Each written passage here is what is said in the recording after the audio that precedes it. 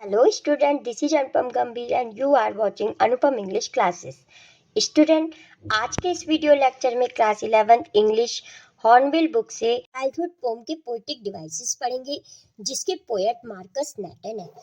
Student, poetic devices को literary devices and figure of speech भी कहते हैं। तो फर्स्ट फिगर ऑफ स्पीच या first poetic devices in this poem is alliteration. Student, alliteration की meaning क्या होती है? किसे कहते हैं alliteration? Same sound at the beginning of closely connected word. तो स्टूडेंट, एक ही लाइन में दो या उससे अधिक बार बिगनिंग लेटर किसी भी वर्ड का, दो या अधिक वर्ड हो सकते हैं, उनका जो बिगनिंग लेटर है वो कंसोनेंट का साउंड हो। There are 5 vowels in English ना, A E I O U। इसके अलावा जितने भी अल्फाबेट्स हैं वो हमारे सारे कॉन्सोनेंट्स हैं। तो एक ही लाइन में दो या दो से अधिक वर्ड्स और स्टार्टिंग जो उसका लेटर है वो एक कंसोनेंट हो तो वहाँ एलिट्रेशन पोएटिक डिवाइस का यूज होता है। फर्स्ट एग्जाम्पल है हेल एंड हेवन, जो कि हम लाइन नंबर 3 में देख सकते हैं। यहाँ एच और एच दो वर्ड यूज हुए हैं जिसका बिगनिंग लेटर एच है और उसकी साउंड हा है, इसीलिए यहाँ पे एलिट्रेशन पोएटिक डिवाइस का यूज है। नेक्स्ट एग्जाम्पल सेकेंड हम देख सकते हैं was that the day, line number 6, 12 and 18 में द और द की साउंड आ रही है, इसीलिए यहाँ पोएटिक डिवाइस एलिट्रेशन है। नेक्स्ट हम देख सकते हैं लाइन नंबर 14 में was it when, line number 14 है वॉज इट व्हेन, तो यहाँ पे वह डब्ल्यू दो बार रिपीट हुआ है, इसलिए यहाँ पोएटिक डिवाइस एलिट्रेशन है। इसी लाइन में, सेम ही लाइन में आगे बढ़े तो I found my mind was really mind, माँ की साउंड बार बार रिपीट होने की वजह से यहाँ पोएटिक डिवाइस एलिट्रेशन का यूज है। नेक्स्ट एग्जाम्पल हम देख सकते हैं लाइन नंबर 15 में विच एवर वे, तो यहाँ भी व और व की साउंड रिपीट होने से एलिट्रेशन पोएटिक डिवाइस है।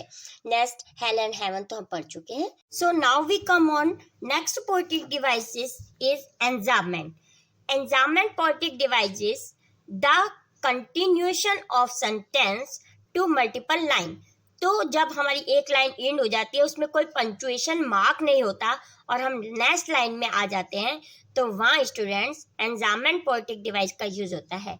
फॉर द एग्जाम्पल हम देख सकते हैं लाइन नंबर 8 से लाइन नंबर 9 में बिना किसी पंक्चुएशन मार्क के हम आ गए हैं, इसीलिए यहाँ पोएटिक डिवाइस एंजाममेंट का यूज है।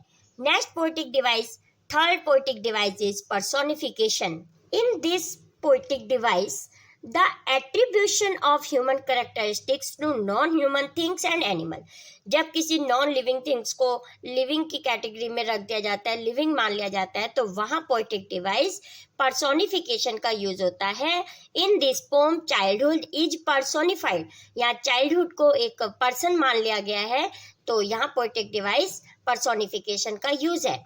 तो it went to some forgotten place, क्या कहा है कि चाइल्डहुड जो है किसी फॉरगेटन प्लेस पे यानी ऐसी जगह पे चला गया जिसको मैं बिल्कुल भूल चुका हूँ, भूली हुई जगह पे चला गया, तो चाइल्डहुड को क्या ह्यूमन मान लिया गया है ना, तो इसीलिए यहाँ पोएटिक डिवाइस पर्सोनिफिकेशन है, जो कि लाइन नंबर हम 20 में देख सकते हैं। Next poetic device is antithesis. In this poetic device the pairs opposite और contrasting ideas adjacent to each other. तो जब एक ही लाइन में एक साथ जब दो अपोजिट वर्ड यूज किए गए हों पोएम का इंप्रेशन बनाने के लिए, तो वहाँ पोएटिक डिवाइस एंटीथेसिस का यूज होता है। फॉर द एग्जांपल हम देख सकते हैं hell and heaven. Hell and heaven दोनों अपोजिट वर्ड्स हैं और इसलिए यहाँ पोएटिक डिवाइस एंटीथेसिस का यूज है। Now we come on next poetic device repetition. Student, repetition poetic device को रिफ्रेन भी कहते हैं।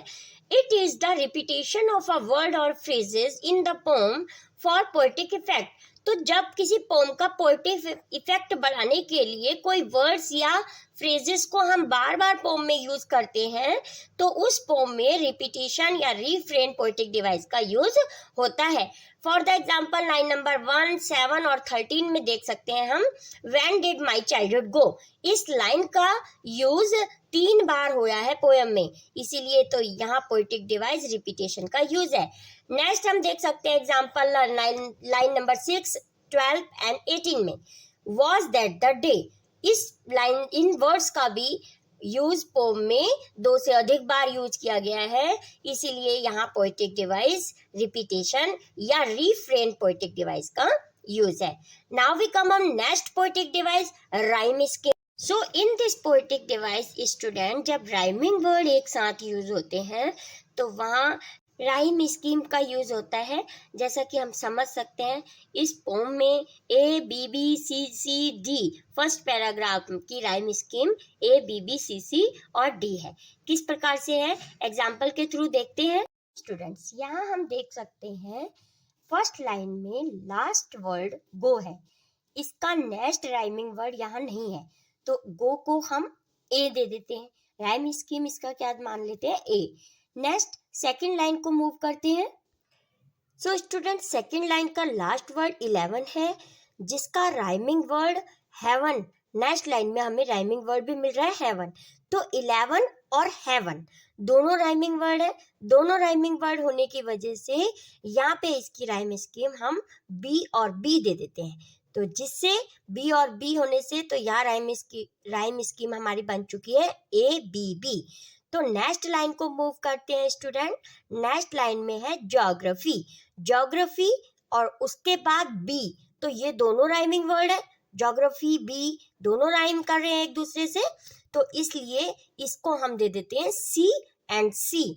तो यहाँ पे ए बी बी और सी हमारी राइम स्कीम बन चुकी है.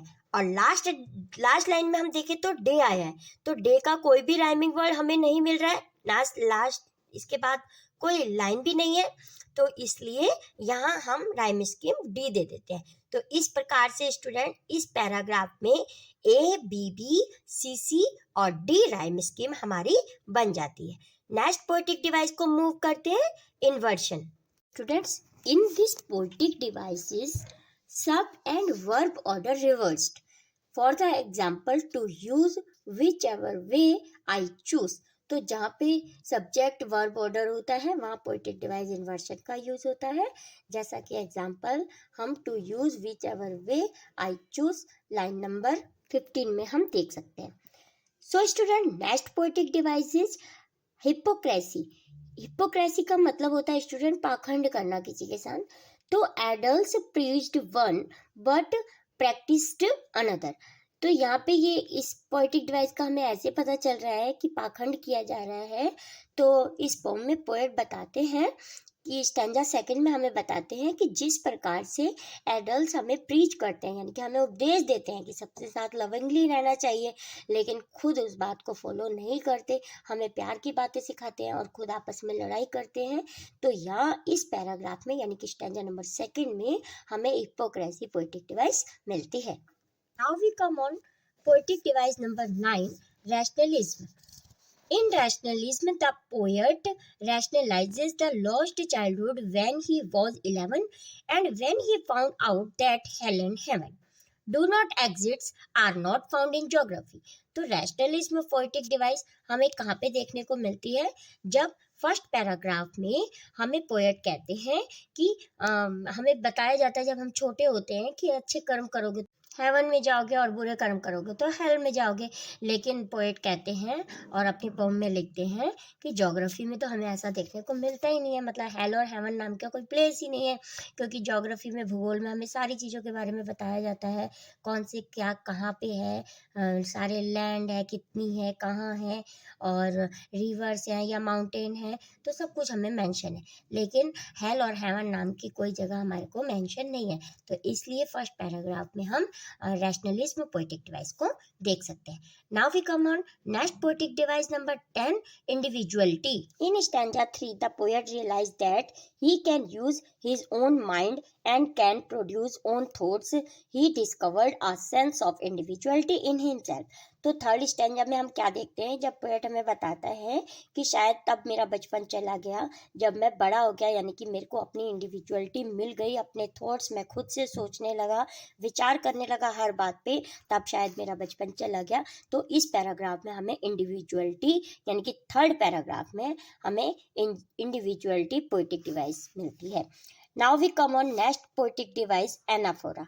Anaphora, in anaphora the repetition of words in the beginning of two or more lines. तो जब दो या अधिक लाइनों में एक ही वर्ड या फ्रेजेस का यूज होता है, सेम वर्ड होता है लाइन में, दो या दो से अधिक हो सकते हैं, सेम वर्ड दो या दो से अधिक लाइनों में यूज हो सकते हैं, तो वहाँ पे एनाफोरा पोएटिक डिवाइस हमें मिलती है। जैसा कि स्टैंजा 1 में हम देखते हैं, was it the day I ceased, was it the, तो वॉज इट द और वॉज इट द दोनों लाइनों में हमें सेम वर्ड्स देखने को मिल रहे हैं, इसीलिए यहाँ एनाफोरा पोएटिक डिवाइस का यूज है। नेक्स्ट एग्जाम्पल हम स्टैंजा नंबर 4 में देख सकते हैं, जब दैट्स और दैट्स एक साथ यूज हुआ है दो लाइनों में, इसीलिए यहाँ एनाफोरा पोएटिक डिवाइस का यूज है। स्टूडेंट्स, इसी के साथ ही हमारा पोएटिक डिवाइस का ये वीडियो लेक्चर यहीं पे कंप्लीट होता है। I hope this video lecture is very helpful to you. If yes, please like this video, share this video with your friends, with your classmates. Thank you so much for watching. मिलते हैं next video lecture में। Bye.